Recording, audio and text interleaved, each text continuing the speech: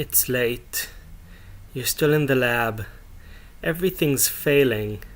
You need some comfort. Let's use that lab equipment to make some hot chocolate.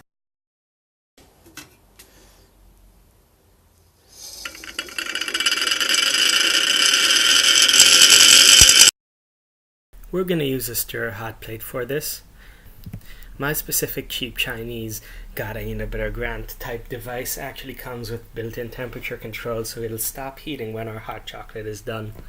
To the Erlenmeyer flask we add 25 grams of hot cocoa powder, and we top it off to 300 milliliters of milk.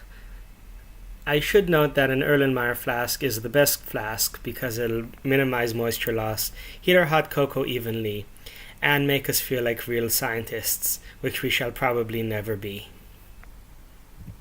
Next, we're going to turn on our hot plate and stir bar, and we're going to set the temperature, once we get a nice stir going, to 78 degrees.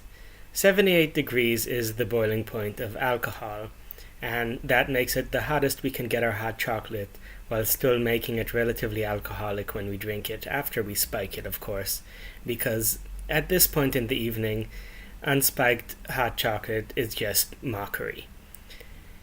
Finally, we insert the thermometer that's attached to the hot plate into our Erlenmeyer flask so it knows what the temperature is, so that it stops at the right point, unlike us with this degree.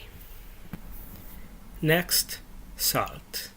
Because some of us have lost the ability to experience sweetness.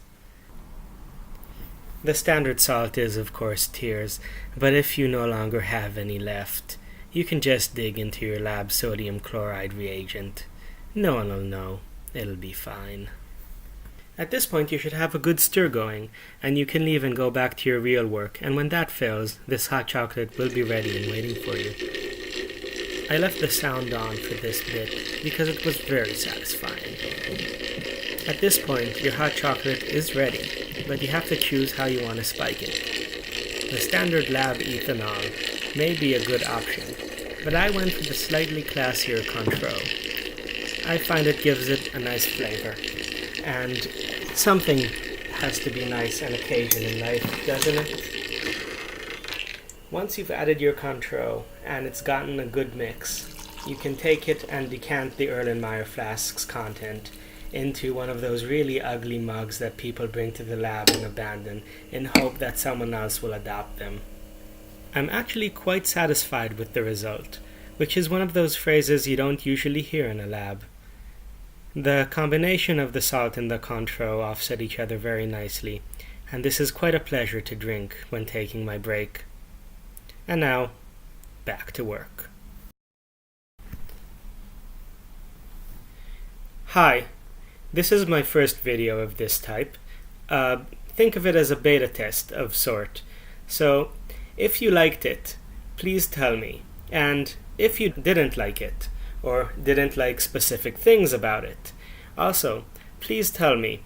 If you know of ways I can improve, I'd be happy to hear tips and possibly get this up to a higher standard. I know the sound recording is not the best, and I'm working on that. Other than that, I'd be happy to hear from you. And if this is your sort of thing, as we say on YouTube, share, like, and subscribe.